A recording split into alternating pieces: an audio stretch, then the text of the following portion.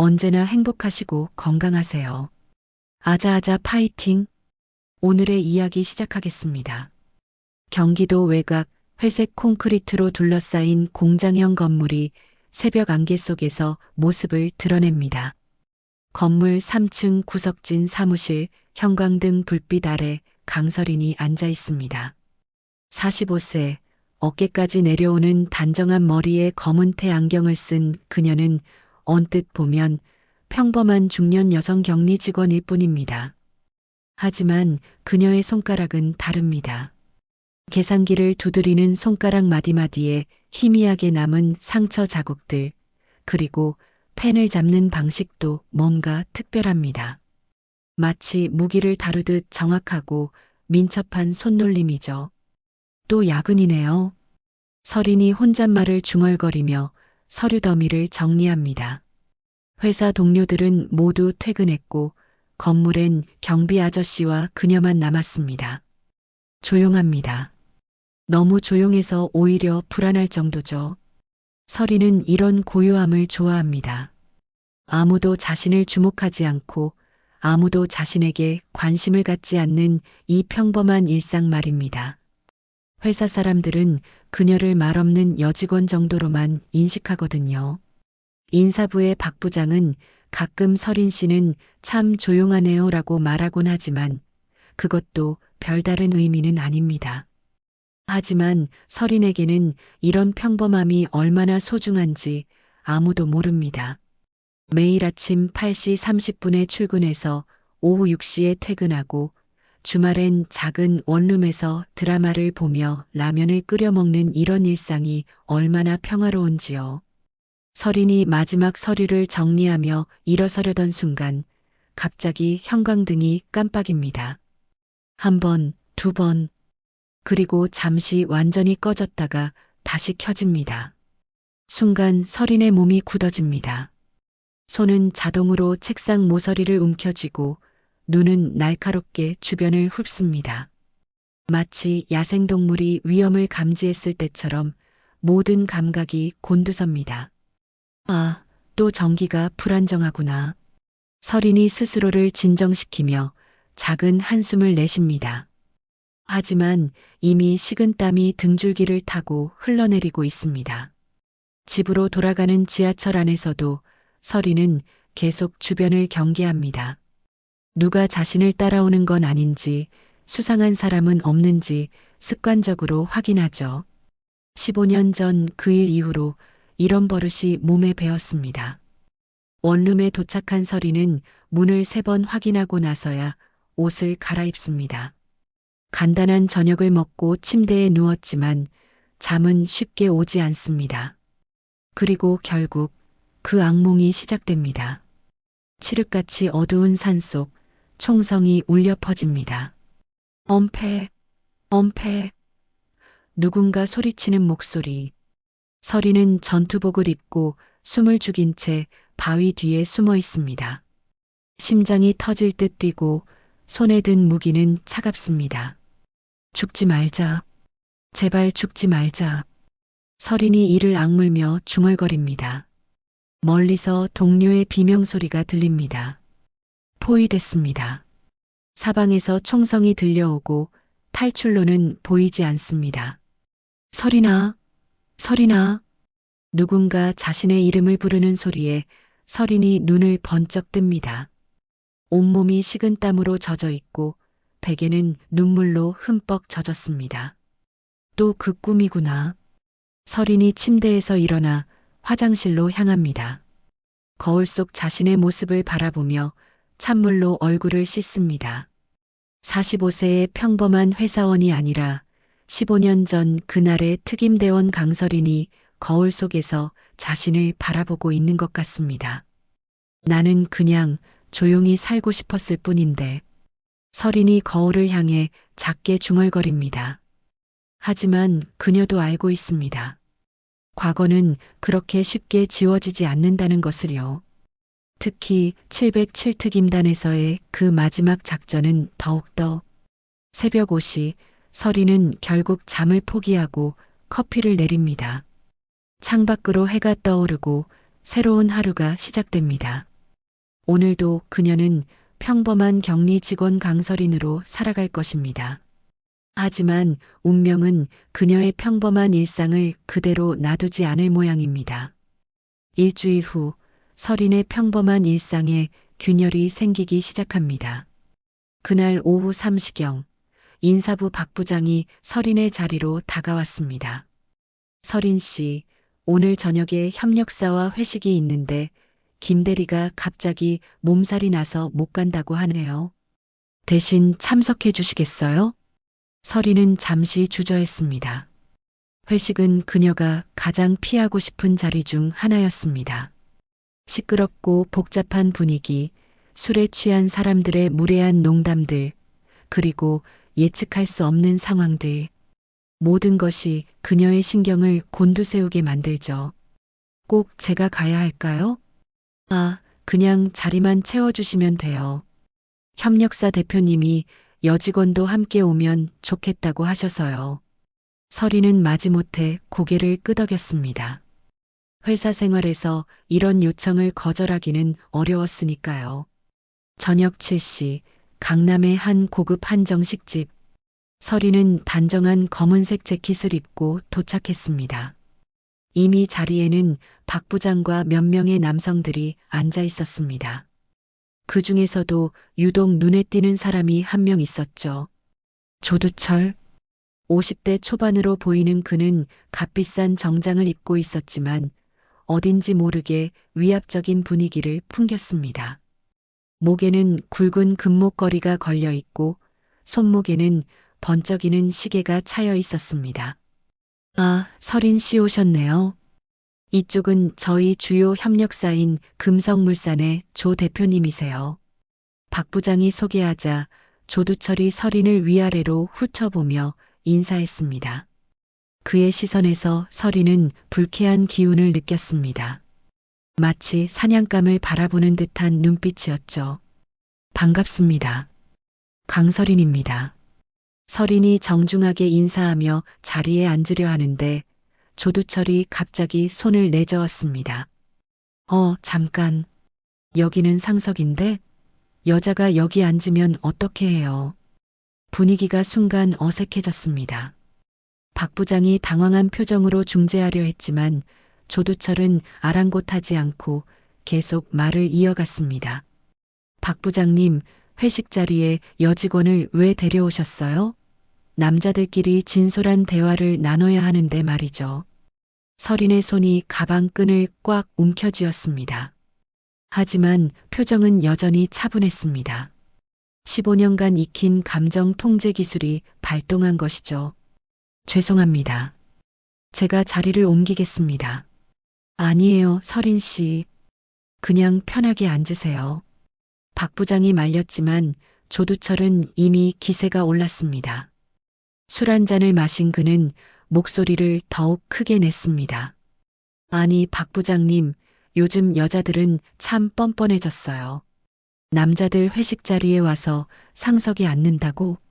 우리 때는 상상도 못할 일이었는데. 서린이 자리에서 일어나 가장자리 의자로 옮겨 앉았습니다. 조두철은 그제야 만족한 듯 고개를 끄덕였죠. 그렇지, 그게 맞지. 여자는 여자다운 게 좋아요. 음식이 나오고 술이 오가면서 분위기는 점점 더 험악해졌습니다. 조두철은 술이 들어갈수록 더욱 거침없어졌습니다. 서린 씨, 술 한잔 해요. 회식 자리에서 안 마시면 안 되죠. 저는 술을 못 마셔서요. 에이, 그런 말씀 마시고. 여자가 술 한 잔 못 마시면 어떻게 사회생활을 해요?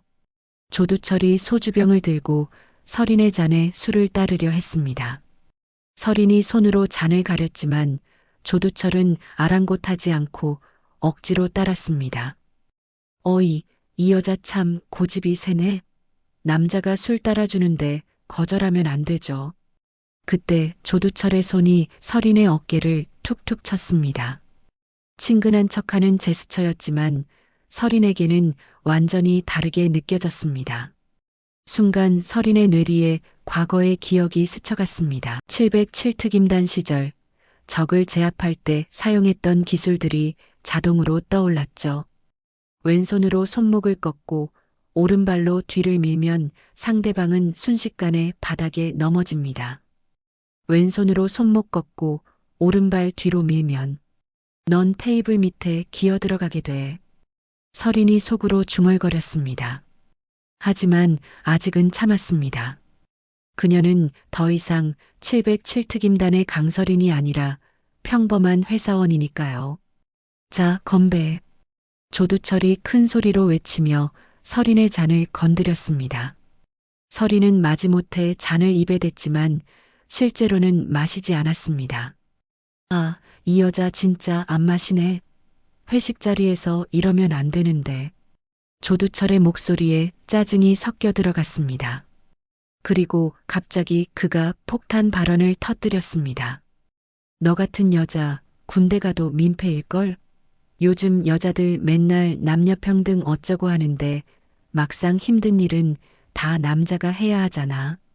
그 순간 설인의 눈빛이 차갑게 변했습니다. 15년 동안 꽁꽁 숨겨두었던 707특임단의 강설인이 깨어나기 시작한 것입니다. 하지만 설인은 여전히 미소를 지으며 자리에서 일어났습니다. 화장실 좀 다녀오겠습니다. 폭발 직전이었지만 그녀는 아직 참고 있었습니다. 하지만 그녀도 모르는 사이에 주먹이 단단히 쥐어져 있었습니다. 아직은. 하지만 언제까지 참을 수 있을까요? 화장실에서 돌아온 설인은 찬물로 얼굴을 마음을 다잡았습니다. 거울 속 자신을 바라보며 작게 중얼거렸죠. 참아라, 강설인. 넌 이제 평범한 사람이야. 하지만 식당으로 돌아가자 상황은 더욱 악화되어 있었습니다. 조두철은 이미 상당히 취한 상태였고 박 부장과 다른 직원들은 그의 기세에 눌려 아무 말도 하지 못하고 있었습니다. 아, 설인 씨 오셨네요. 자, 여기 앉아서 우리 얘기 좀 들어봐요. 조두철이 설인 옆자리를 툭툭 치며 말했습니다. 설인이 자리에 앉자 조두철은 갑자기 몸을 기울여 설인에게 바짝 다가왔습니다. 술 냄새가 코끝을 찔렀죠. 근데 설인 씨는 결혼 안 했어요? 나이가 40 중반쯤 되어 보이는데. 개인적인 질문은 아, 예민하네. 요즘 여자들은 다 그래요. 나이 얘기만 나와도 발끈하고. 조두철이 큰 소리로 웃으며 주변 사람들을 돌아봤습니다. 하지만 아무도 웃지 않았습니다. 분위기는 점점 더 어색해져 갔죠.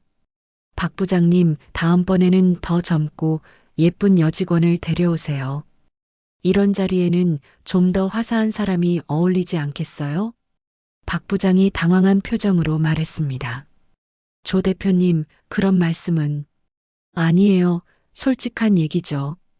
여자는 꽃 같아야 하는데 너무 딱딱하면 재미없잖아요. 설인의 손이 테이블 위에서 천천히 움직였습니다. 젓가락을 정리하는 것처럼 보였지만 실제로는 무기로 사용할 수 있는 물건들의 위치를 파악하고 있었습니다. 15년 전의 본능이 되살아나고 있었죠. 설인 씨, 뭘 그렇게 조용히 있어요? 재미없게. 조두철이 설인의 팔을 툭 건드렸습니다. 그 순간 설인의 몸이 순간적으로 굳어졌습니다. 하지만 여전히 참고 있었죠. 조 대표님, 술이 많이 드신 것 같은데. 아니에요. 이제 시작이야. 설인 씨도 좀 더 마셔요. 이렇게 딱딱하면 안 되지. 조두철이 소주병을 들고 설인의 잔에 술을 따르려 했습니다. 설인이 손으로 잔을 가렸지만 조두철은 그녀의 손을 밀어내며 억지로 술을 부었습니다. 남자가 따라주는 술은 받아야 하는 거 아니에요? 그 순간 조두철의 손이 설인의 허리를 스쳤습니다. 실수인 척했지만 분명히 의도적이었죠. 설인의 눈빛이 순간 번뜩였습니다. 죄송합니다. 설인이 조용히 말하며 조두철의 손을 살며시 밀어냈습니다. 하지만 조두철은 멈추지 않았습니다. 오히려 더욱 기세가 올랐죠. 아, 이 여자 정말 재미없네. 회식 자리에서 이러면 안 되는데. 조두철이 술잔을 들고 일어섰습니다. 그리고 갑자기 서린 앞에 서서 말했습니다. 서린 씨, 일어나서 건배해요. 협력사 대표한테 예의를 지켜야죠. 서린이 천천히 일어났습니다. 하지만 건배를 하는 대신 조용히 말했습니다. 조 대표님, 적당히 하시죠. 뭐라고? 적당히 하라고? 조두철의 목소리가 갑자기 커졌습니다. 주변 테이블 사람들이 이쪽을 돌아볼 정도였죠. 내가 뭘 잘못했다고 적당히 하라는 거야? 여자 주제에 건방지게. 그리고 조두철이 결정적인 말을 내뱉었습니다. 너 같은 여자가 뭘 안다고 나한테 이래라 저래라 해? 군대도 안 간 주제에 말이야. 순간 식당 안이 조용해졌습니다. 서린의 표정이 완전히 변했습니다. 15년 동안 숨겨왔던 707특임단의 강서린이 마침내 깨어난 것입니다. 서린이 천천히 조두철을 바라보며 말했습니다. 군대 안 갔다고요? 그렇지. 여자들은 다 그렇잖아. 힘든 건 다 남자들이 하고. 조두철이 서린의 어깨를 다시 툭툭 치려 했습니다. 하지만 이번에는 서린이 가만히 있지 않았습니다. 순식간에 벌어진 일이었습니다. 서린이 조두철의 손목을 잡더니 순간적으로 몸을 돌려 그를 등 뒤로 넘어뜨렸습니다. 707특임단에서 배운 제압술이 몸에 배어 있었거든요. 쿵! 조두철이 테이블 밑으로 떨어졌습니다. 그 바람에 접시들이 바닥에 떨어져 산산조각이 났고 국물이 사방으로 튀었습니다. 조두철은 깨진 그릇 조각 사이에서 비명을 질렀습니다. 아, 이 미친 여자가. 식당 안이 완전히 아수라장이 되었습니다. 다른 테이블 손님들이 모두 이쪽을 쳐다봤고 직원들이 황급히 달려왔습니다. 서린은 조두철을 내려다보며 차분하게 말했습니다. 707특임단. 이름은 들어봤겠죠? 조두철이 테이블 밑에서 서린을 올려다봤습니다. 그의 얼굴에는 당황과 분노가 뒤섞여 있었죠. 하지만 707특임단이라는 단어를 듣는 순간 그의 표정이 미묘하게 변했습니다. 뭐라고? 수색정찰대. 15년 전까지는 그게 제 직업이었습니다. 박 부장과 다른 사람들이 모두 얼어붙었습니다. 아무도 서린에게 그런 과거가 있을 거라고는 상상도 못했거든요. 조두철이 테이블 밑에서 기어 나오려 했지만 깨진 그릇 조각 때문에 쉽지 않았습니다. 그의 정장에는 음식물이 묻어 있었고 입에서는 피가 흘러나왔습니다. 이 여자, 진짜 뭐야? 서린이 냅킨으로 손을 닦으며 말했습니다. 테이블 밑에서 기어 나오는 건 당신이네요. 그리고 서린은 가방을 들고 조용히 식당을 나섰습니다. 뒤에서 조두철의 욕설이 들려왔지만 서린은 돌아보지 않았습니다. 15년 만에 707특임단의 강서린이 돌아온 순간이었습니다. 다음 날 아침 서린은 평소보다 일찍 출근했습니다. 어젯밤 일이 회사에 어떤 파장을 불러일으킬지 알고 있었기 때문이죠. 사무실에 들어서자 동료들의 시선이 한 곳으로 집중되었습니다. 하지만 서린은 태연하게 자리에 앉아 평소처럼 업무를 시작했습니다. 오전 10시경 박 부장이 서린의 자리로 다가왔습니다. 그의 얼굴에는 당황과 걱정이 뒤섞여 있었죠. 서린 씨, 잠깐 얘기 좀 할 수 있을까요? 네, 부장님. 회의실에서 박 부장은 문을 닫고 심각한 표정으로 말했습니다. 어제 일이 좀 문제가 되고 있어요. 조 대표님이 병원에 입원하셨다고 하네요. 그래요? 서린의 목소리는 여전히 담담했습니다.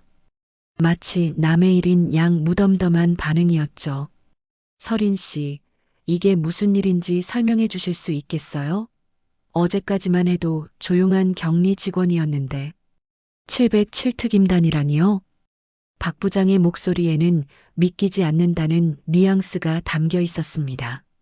설인이 잠시 침묵하다가 말했습니다. 15년 전 일입니다.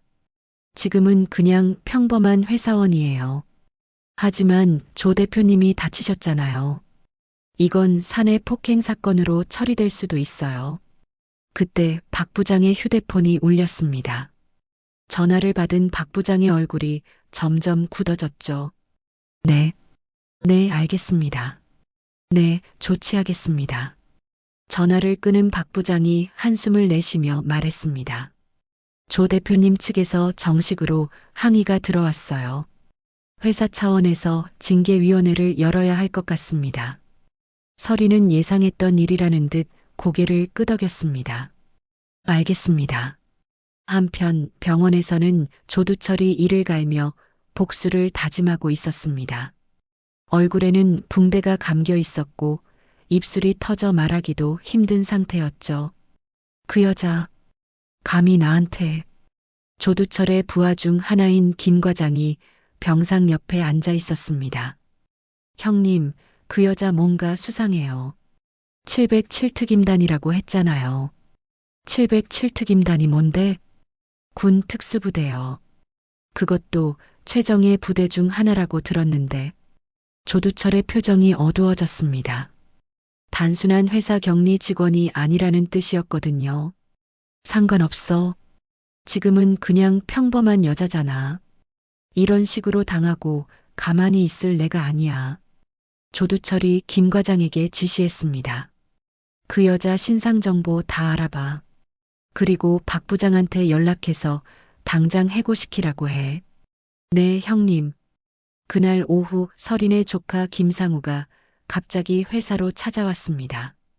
28세의 상우는 경찰 공무원 시험을 준비하는 청년이었죠. 이모, 무슨 일이에요? 회사에서 전화가 왔다는데. 별일 아니야. 설인이 담담하게 답했지만 상우는 걱정스러운 표정을 감추지 못했습니다. 이모가 누군가를 다치게 했다고요? 이모가 그런 사람이 아닌데. 설인이 상우를 바라보며 작게 웃었습니다. 상우야, 이모에 대해서 잘 모르는구나. 네. 이모는 예전에 좀 다른 일을 했어. 그때 박 부장이 다시 설인을 불렀습니다. 이번에는 인사팀장과 법무팀 직원까지 함께였죠. 설인 씨, 조 대표님 측에서 강력하게 항의하고 있어요. 그리고 설인 씨의 과거 경력에 대해서도 조사가 필요할 것 같습니다. 인사팀장이 서류를 뒤적이며 말했습니다. 이상하네요. 설인 씨 이력서에는 군 복무 경력이 없다고 되어 있는데. 설인이 잠시 침묵했습니다. 15년 전 그 마지막 작전 이후 모든 기록이 지워졌던 것이죠. 기록이 없는 게 맞습니다. 무슨 뜻이에요? 말 그대로입니다. 공식적으로는 제가 707특임대에 있었던 적이 없어요. 회의실이 조용해졌습니다. 모든 사람이 설인을 바라봤지만 아무도 말을 하지 못했죠. 법무팀 직원이 조심스럽게 물었습니다. 그럼 어제 일은 어떻게 설명하시겠어요? 정당방위였습니다. 성희롱과 신체 접촉에 대한 방어 행동이었죠. 하지만 회사 입장에서는 받아들이기 어려운 상황이었습니다. 협력사 대표를 다치게 한 직원을 그냥 둘 수는 없었거든요. 그날 저녁 설인이 집으로 돌아가는 길에 상우가 기다리고 있었습니다. 이모, 정말 괜찮아요? 걱정하지 마. 이모는 강해. 그런데 이모가 정말 특수부대 출신이에요? 설인이 잠시 멈춰서서 상우를 바라봤습니다. 상우야, 이모한테는 말 못할 과거가 있어. 하지만 지금은 그냥 평범하게 살고 싶을 뿐이야. 하지만 이번 일로 회사에서 쫓겨날 수도 있잖아요. 설인이 상우의 어깨에 손을 올리며 말했습니다. 그때도 지금도 누구 하나 지키는 게 내일이야. 무슨 뜻이에요? 언젠가 알게 될 거야.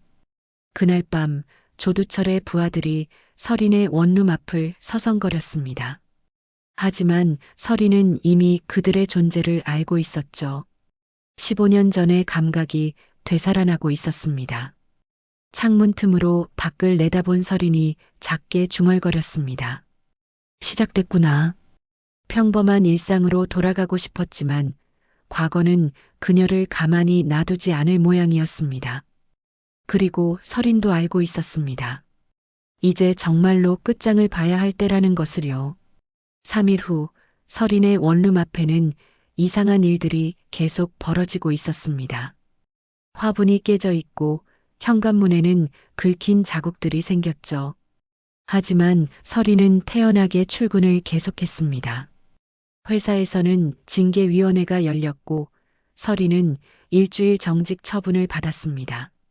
조두철 측에서 강력하게 해고를 요구했지만 다행히 완전히 쫓겨나지는 않았죠. 그날 오후 설인이 집으로 돌아가던 중 휴대폰이 울렸습니다. 모르는 번호였지만 설인은 직감적으로 누구인지 알 수 있었습니다. 강설인 맞나? 누구세요? 15년 전 기억 안 나나? 707특임대 김중사. 설인의 손이 순간 굳어졌습니다. 김중사는 그때 그 작전에 함께 참여했던 후배였죠. 왜 연락했어요? 만나서 얘기하자. 내가 다시 수면 위로 올라왔다더니 진짜네. 무슨 소리예요? 조두철이라는 놈이 너 신상 정보 캐고 다닌다. 그것도 꽤 깊숙이 말이야. 설인이 한숨을 내쉬었습니다. 결국 과거가 파헤쳐지기 시작한 것이죠. 어디서 만날까요? 한강공원 반포대교 쪽. 1시간 후에 전화를 끄는 설인은 잠시 멈춰섰습니다. 15년 만에 과거 동료와 만나게 되다니. 그것도 이런 상황에서 말이죠. 한강공원에서 김중사를 만난 설인은 그가 많이 변한 것을 확인했습니다. 40대 초반이었던 그는 이제 머리가 반백이 되어 있었고 얼굴에는 세월의 흔적이 깊게 새겨져 있었죠. 오랜만이네, 설인. 중사님도 오랜만이에요. 둘은 벤치에 앉아 한강을 바라보며 대화를 시작했습니다. 그때 일 때문에 고생 많았지? 지난 일이에요. 지난 일이 아니야. 내가 대신 뒤집어 쓴 거잖아. 김중사가 설인을 바라보며 말했습니다. 그때 민간인 사망 사건. 진짜 책임자는 따로 있었는데 내가 모든 걸 뒤집어 썼지. 설인이 고개를 떨어뜨렸습니다. 15년 전 그 작전에서 벌어진 일은 그녀의 평생 트라우마였거든요. 그 일만 아니었어도 난 아직 군복 입고 있었을 거야. 그래서 더 미안해. 내가 희생양이 된 거잖아. 김중사가 서류 봉투를 꺼내며 말했습니다. 이거 가져가. 그때 진짜 무슨 일이 있었는지 다 기록되어 있어. 왜 갑자기 이걸? 조두철이라는 놈이 단순한 조직 폭력배가 아니야. 뒤에 큰 손들이 있어. 박 부장도 그들과 연결되어 있고. 설인이 봉투를 받으며 물었습니다. 무슨 뜻이에요? 자금 세탁이야. 조두철의 금융파는 겉으로는 건설업체지만 실제로는 검은 돈을 세탁하는 조직이야. 그리고 너희 회사 박 부장이 그 창구 역할을 하고 있어. 설인의 표정이 굳어졌습니다. 단순한 회식 자리 성희롱 사건이 아니었던 것이죠. 그럼 저를 해고시키려는 것도 입막음이야. 내가 707특임대 출신이라는 게 알려지면서 그들이 긴장하기 시작한 거지. 김중사가 일어서며 말했습니다. 설인아, 이번엔 도망가지 마. 15년 전에는 내가 희생됐지만 이번에는 달라야 해. 하지만 저는 이제 그냥 평범하게 살고 싶어요. 평범하게 살고 싶으면 먼저 이 일을 정리해야 해. 안 그러면 계속 따라다닐 거야. 그날 밤 설인은 김중사가 준 서류들을 하나하나 검토했습니다. 15년 전 그 작전의 진실이 적나라하게 드러나 있었죠. 그리고 현재 조두철과 박 부장의 검은 커넥션에 대한 자료들도 있었습니다. 정말 복잡하게 얽혀 있네. 서린이 중얼거리며 자료를 정리했습니다. 그때 창밖에서 이상한 소리가 들렸습니다. 누군가 건물 주변을 맴돌고 있는 것 같았죠. 서린이 조용히 창문으로 다가가 밖을 내다봤습니다. 어둠 속에서 두 명의 남자가 그녀의 원룸을 지켜보고 있었습니다. 드디어 본격적으로 시작하는구나.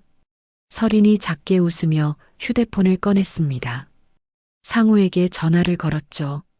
상우야, 내일부터 며칠 동안 이모 집에 오지 마. 왜요? 무슨 일 있어요? 별일 아냐.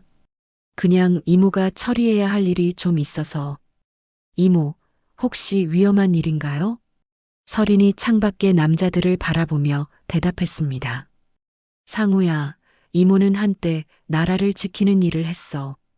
그런데 그때도 지금도 누구 하나 지키는 게 내 일이야. 이모, 걱정하지 마. 이모는 생각보다 훨씬 강해. 전화를 끄는 서린은 다시 서류들을 펼쳐놓았습니다. 이제 정말로 결단을 내려야 할 때였습니다. 다음 날 아침 조두철이 퇴원했다는 소식이 들려왔습니다. 그리고 그는 즉시 부하들을 불러 모았죠. 그 여자 생각보다 만만하지 않네. 형님, 어떻게 하시겠습니까? 일단 회사에서 완전히 쫓아내고 그 다음에 본때를 보여줘야지. 조두철의 눈에는 복수심이 가득했습니다. 하지만 그는 아직 서린의 진짜 정체를 모르고 있었죠. 한편 서린은 김 중사가 준 자료들을 바탕으로 새로운 계획을 세우고 있었습니다. 이번에는 도망가지 않을 작정이었습니다. 15년 전에는 내가 희생양이 됐지만 이번에는 다르다. 서린이 자료를 가방에 넣으며 중얼거렸습니다. 707특임대의 강서린이 완전히 깨어난 순간이었습니다. 이틀 후 서린은 상우와 함께 강남의 한 카페에서 만났습니다. 정직 기간 동안 서린은 혼자 계획을 세우고 있었지만 이제는 믿을 만한 사람의 도움이 필요했습니다. 이모, 정말 이상한 일들이 많이 일어나고 있어요. 상우가 걱정스러운 표정으로 말했습니다. 경찰 공무원 시험을 준비하면서 법에 대해 공부한 그는 이번 사건의 심각성을 어느 정도 파악하고 있었죠. 상우야, 이모가 부탁할 게 있어. 서린이 가방에서 서류 뭉치를 꺼내며 말했습니다. 이게 뭐예요? 조두철과 박 부장의 검은 커넥션 자료들이야. 자금 세탁, 횡령, 그리고 15년 전 이모가 뒤집어 쓴 사건의 진실까지. 상우의 눈이 커졌습니다. 서류들을 훑어보니 상상했던 것보다 훨씬 복잡하고 심각한 문제였거든요. 이모, 이건 경찰에 신고해야 하는 사안이에요. 그래서 내 도움이 필요한 거야. 서린이 상우의 손을 잡으며 말했습니다. 하지만 조심해야 해. 이들 뒤에는 큰 손들이 있어. 함부로 움직이면 위험할 수도 있어. 그럼 어떻게 하시려고요? 내부 고발을 준비할 거야. 하지만 그 전에 확실한 물증을 더 확보해야 해. 서린의 눈에는 15년 만에 보는 결의가 담겨 있었습니다. 더 이상 도망치지 않겠다는 의지였죠. 상우야, 내가 경찰 쪽 인맥은 있지? 선배 중에 정보과에 있는 형이 있는데 믿을 만한 사람이야? 네, 정말 깨끗한 사람이에요. 서린이 고개를 끄덕였습니다. 좋아. 하지만 아직은 때가 아니야. 좀 더 확실한 증거를 잡고 움직이자. 한편 조두철은 금룡파 본부에서 부하들과 회의를 하고 있었습니다. 그의 얼굴에는 아직 붕대가 감겨 말할 때마다 고통스러워했죠. 그 여자 뭔가 수상해. 707특임대라고 했잖아. 김 과장이 자료를 펼쳐놓으며 말했습니다. 형님, 강서린이라는 여자에 대해 조사해 봤는데 이상한 점이 많아요. 뭐가? 15년 전까지의 기록이 거의 없어요. 마치 의도적으로 지워진 것 같아요. 조두철의 표정이 어두워졌습니다. 그럼 정말 뭔가 있다는 얘기네. 네, 그리고 박 부장님한테 들어보니 최근에 회사 장부를 자주 들여다본다고 하더라고요. 조두철이 자리에서 일어나며 화를 냈습니다. 뭐, 장부를 왜 들여다봐? 격리 업무 때문이라고 하는데 혹시 뭔가 눈치챈 건 아닐까요? 조두철의 머릿속이 복잡해졌습니다. 강설인이 단순한 회사 격리가 아닐 수도 있다는 생각이 들었거든요. 박 부장 당장 불러. 30분 후 박 부장이 급하게 금룡파 사무실로 왔습니다. 그의 얼굴에는 식은땀이 흘러내리고 있었죠. 조 대표님 부르셨어요? 박 부장, 강설인 그 여자 완전히 정리해야겠어. 하지만 아직 해고로는 안 돼. 아예 입을 막아야 해. 박 부장이 당황한 표정으로 말했습니다. 설마, 그런 식으로는 안 됩니다.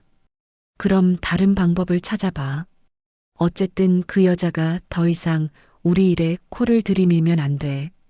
그날 저녁 설이는 혼자 회사에 들어갔습니다. 정직 기간이었지만 경비에게 야근한다고 말하고 들어간 것이죠. 목적은 하나였습니다. 박 부장 컴퓨터에서 결정적인 증거를 찾는 것. 사무실은 적막했습니다. 설이는 박 부장의 책상으로 조용히 다가갔죠. 707특임대 시절 배운 침투 기술이 빛을 발하는 순간이었습니다. 컴퓨터 잠금을 해제하는 데는 그리 오래 걸리지 않았습니다. 박 부장이 사용하는 비밀번호는 예상했던 대로 단순했거든요. 있다. 설인이 작게 중얼거리며 파일들을 확인했습니다. 금융파와의 거래 내역, 가짜 계약서들, 그리고 자금 이동 경로까지 모든 것이 명확하게 기록되어 있었죠. 설인이 USB에 파일들을 복사하고 있을 때 갑자기 사무실 문이 열렸습니다. 박 부장이 들어온 것이죠. 설인 씨, 여기서 뭐 하고 있어요? 설인이 태연하게 일어서며 대답했습니다. 야근하러 왔어요. 정직 기간인데 왜? 박 부장이 자신의 컴퓨터가 켜져 있는 것을 발견했습니다. 그의 얼굴이 순간 굳어졌죠. 설마, 내 컴퓨터를? 설인이 USB를 주머니에 넣으며 말했습니다. 부장님, 조두철과 어떤 관계세요? 뭔 소리예요? 자금 세탁 말이에요. 가짜 계약서로 돈을 빼돌리는 일. 박 부장의 얼굴이 창백해졌습니다. 들킬 줄 몰랐던 일이 발각된 것이죠. 설인 씨, 오해예요. 그건 오해가 아니에요. 다 증거가 있어요. 설인이 문 쪽으로 걸어가려 했지만 박 부장이 그녀의 앞을 막았습니다. 그 USB 내놔요. 안 돼요. 설인 씨, 이러면 안 됩니다. 당신도 위험해져요.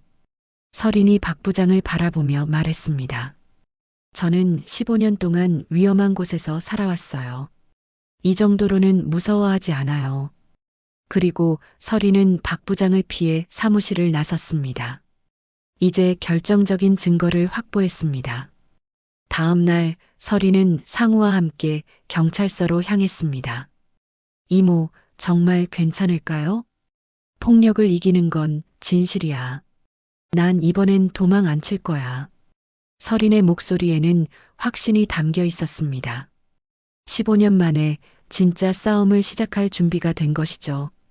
하지만 조두철도 가만히 있지 않을 것입니다. 진짜 전쟁은 이제 시작된 것이었습니다. 경찰서에서 내부 고발을 접수한 후 일주일이 지났습니다. 수사가 본격적으로 시작되면서 조두철과 박 부장 측에서는 점점 더 조급해졌죠. 설인은 이미 예상하고 있었습니다. 그들이 마지막 수단을 쓸 것이라는 것을요. 그날 밤 10시 설인의 휴대폰이 울렸습니다. 모르는 번호였지만 설인은 누구인지 알 수 있었습니다. 강설인이지?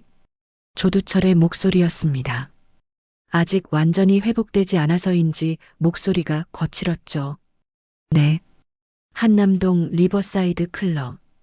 1시간 후에 와. 왜 가야 하죠? 내 조카가 여기 있어. 설인의 손이 순간 굳어졌습니다. 상우를 건드린 것이죠. 상우한테 뭐. 아직은 괜찮아. 하지만 내가 안 오면 어떻게 될지 몰라. 전화가 끊어졌습니다. 서리는 즉시 상우에게 전화를 걸었지만 연결되지 않았습니다. 예상했던 최악의 상황이 현실이 된 것이죠. 서리는 재빨리 옷을 갈아입고 가방을 챙겼습니다. 하지만 혼자 가지는 않을 작정이었습니다. 김 중사에게 전화를 걸었죠. 중사님, 긴급 상황이에요. 무슨 일이야? 조두철이 제 조카를 납치했어요. 한남동으로 오라고 하네요. 혼자 가면 안 돼. 위험해. 알아요. 그래서 도움이 필요해요. 알겠어. 내가 애들 좀 데리고 갈게. 애들이요? 707 동기들. 아직 연락하고 지내는 놈들이 몇 있어. 서린이 안도의 한숨을 내쉬었습니다. 15년 만에 옛 동료들과 함께 작전을 펼치게 되다니. 1시간 후에 한남동 리버사이드 클럽이에요. 알겠어. 먼저 가지 말고 우리 기다려. 1시간 후 한남동의 고급 클럽 앞. 서리는 어둠 속에서 김중사와 3명의 남자들을 만났습니다. 모두 40대 중반의 남자들로 15년 전 707특임대에서 함께 훈련받았던 동료들이었죠. 오랜만이네, 서린. 정말 오랜만이에요. 간단한 인사를 나눈 후 김중사가 작전을 설명했습니다. 조두철이 3층에 있을 거야. 부하들이 대략 5-6명 정도 있을 것 같고, 상우는 어디 있을까요? 아마 같은 층에 있을 거야. 볼모로 잡아놨으니까. 서린이 고개를 끄덕였습니다.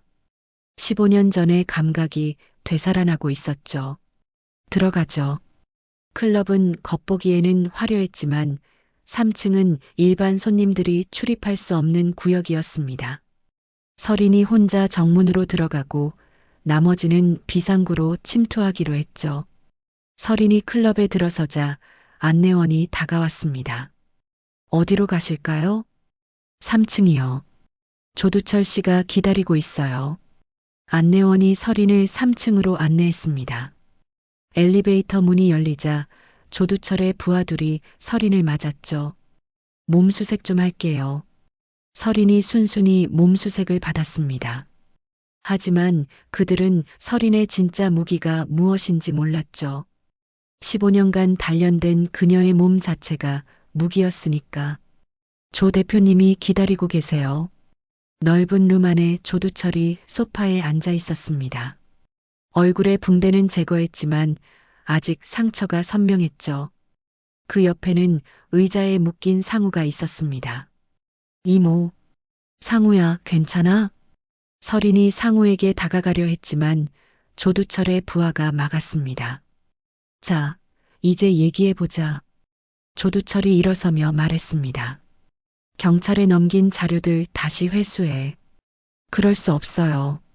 그럼 이해가 어떻게 될지 알지? 조두철이 상우의 머리에 손을 올렸습니다. 협박이었죠. 조두철 씨, 이미 늦었어요. 수사는 이미 시작됐고 당신들의 모든 범죄가 드러날 거예요. 하? 이 여자 끝까지 버티네. 조두철이 부하들에게 눈짓했습니다. 5명의 남자들이 서린을 둘러쌌죠. 이번엔 진짜 끝이야. 조두철이 위협적으로 말했습니다.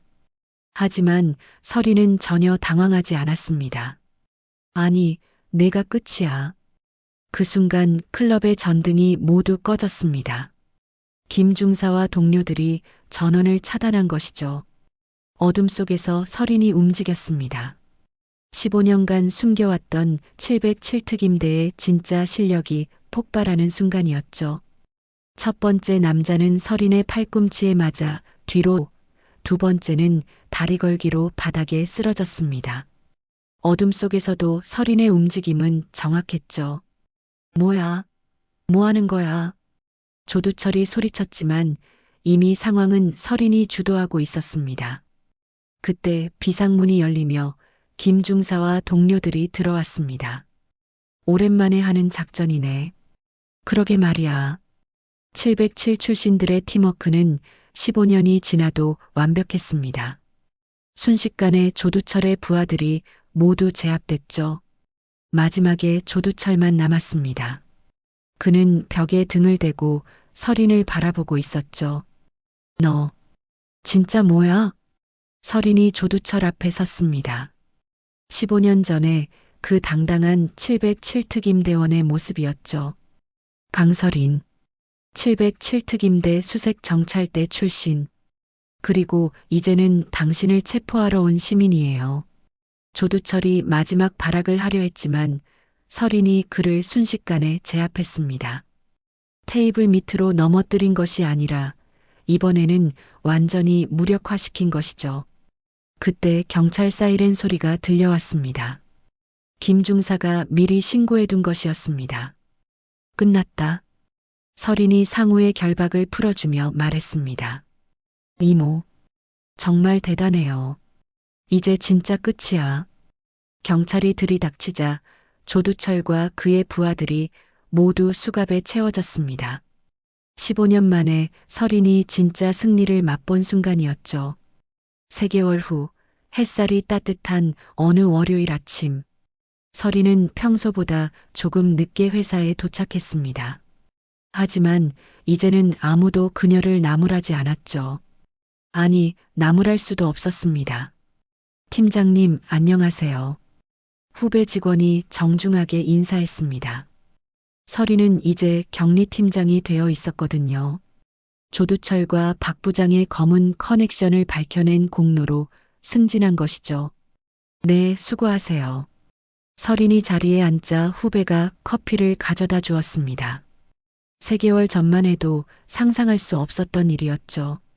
팀장님, 오늘 신입사원 면접이 있다고 하던데요. 아, 맞다. 오후에 참석해야 하는군요. 서린의 목소리에는 여유가 있었습니다. 더 이상 숨어 살 필요가 없어졌거든요. 그때 상우가 회사로 전화를 걸어왔습니다. 이모, 축하해요. 드디어 경찰 최종 합격했어요. 정말 축하한다, 상우야. 이모 덕분이에요. 그날 일이 있고 나서 더 확신이 생겼거든요. 정말 정의로운 일을 하고 싶어졌어요. 서린이 미소를 지었습니다. 상우가 꿈을 이룬 것도 기뻤지만 무엇보다 그 아이가 더 이상 위험에 노출되지 않을 것이라는 안도감이 컸죠. 오늘 저녁에 축하 식사하자. 이모가 살게. 좋아요. 그런데 이모는 요즘 어때요? 회사 생활 괜찮죠? 응, 아주 좋아. 전화를 끊은 서린은 창밖을 바라봤습니다. 예전에는 항상 누군가 자신을 감시하고 있는 것 같아서 불안했지만 이제는 그런 두려움이 사라졌습니다. 점심시간 서린은 혼자 회사 근처 식당에서 식사를 했습니다. 예전에는 혼자 밥 먹는 것이 쓸쓸했지만 이제는 평화롭기만 했죠. 혼자 드세요? 옆 테이블의 중년 남성이 말을 걸어왔습니다. 3개월 전에 서린이었다면 경계했겠지만 지금은 달랐습니다. 네, 그런데요. 아, 별 뜻은 없고 요즘 혼자 식사하는 분들이 많아서요. 그런가요? 서린이 자연스럽게 대화했습니다. 이제는 낯선 사람과의 대화도 부담스럽지 않았거든요. 식사를 마치고 회사로 돌아가는 길에 서린은 문득 3개월 전을 떠올렸습니다. 그때는 매일매일이 불안했고 과거에 얽매여 있었죠. 하지만 이제는 달랐습니다. 팀장님, 면접 준비되었습니다. 오후 3시 서린은 면접장에 들어갔습니다. 면접관 중 한 명으로 참석한 것이죠. 예전에는 상상도 못했던 일이었습니다. 첫 번째 지원자 들어오세요. 20대 후반의 여성이 들어왔습니다. 긴장한 표정이었지만 당당한 모습이었죠. 자기소개 부탁드립니다. 안녕하세요. 김미래라고 합니다. 면접이 진행되면서 서린은 지원자를 유심히 관찰했습니다. 그 여성에게서 15년 전 자신의 모습이 보였거든요. 마지막으로 하고 싶은 말씀이 있으시면 해주세요. 저는 조용히 일하는 편이지만 맡은 일은 책임지고 끝까지 해내겠습니다. 설인이 미소를 지었습니다. 정말 옛날 자신 같았거든요. 면접이 끝난 후 설인은 그 지원자에게 좋은 점수를 주었습니다. 팀장님, 저 지원자를 높이 평가하시네요. 네, 좋은 인재인 것 같아요.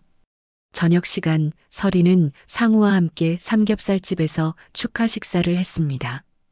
이모, 정말 많이 변하신 것 같아요. 어떻게? 예전에는 항상 조심스러워 하셨는데 이제는 당당해 보여요. 설인이 고기를 구우며 말했습니다. 사람은 변할 수 있어야 하는 것 같아. 과거에만 얽매여 있으면 안 되고. 그런데 이모가 707특임대 출신이라는 걸 알고 나니까 더 대단해 보여요.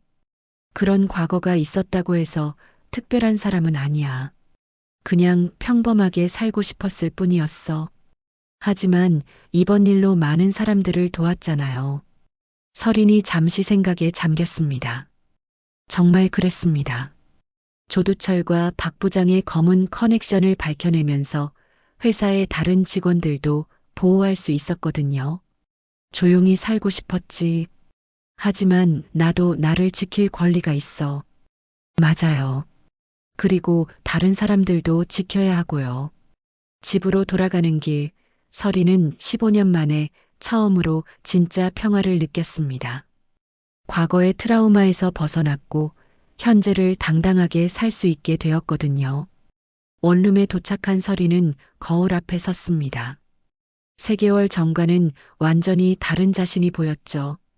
눈빛에는 자신감이 있었고 표정에는 여유가 있었습니다. 강설인, 이제 정말 새로운 삶이야. 다음 날 아침 설이는 평소보다 일찍 출근했습니다. 하지만 이번에는 두려움 때문이 아니라 의욕 때문이었죠. 안녕하세요, 팀장님. 좋은 아침이에요. 설인의 인사에는 활력이 넘쳤습니다. 주변 동료들도 그 변화를 느낄 수 있었죠. 팀장님, 어제 면접 본 지원자 합격시키기로 했대요. 정말요? 잘 됐네요. 설인이 진심으로 기뻐했습니다. 새로운 후배를 맞이하는 것도 즐거웠거든요. 점심시간 설인은 회사 옥상에 올라가 도시락을 먹었습니다. 햇살이 따뜻했고 바람이 시원했죠. 15년 만에 느끼는 진짜 평화였습니다. 설인의 발걸음은 이제 가볍습니다. 더 이상 과거를 숨기며 살지 않아도 되니까요. 그리고 주위 사람들도 더 이상 그녀를 얕보지 않습니다. 강설이는 이제 진짜로 자신의 삶을 살아가고 있었습니다. 지금까지 이야기를 들어주셔서 감사합니다.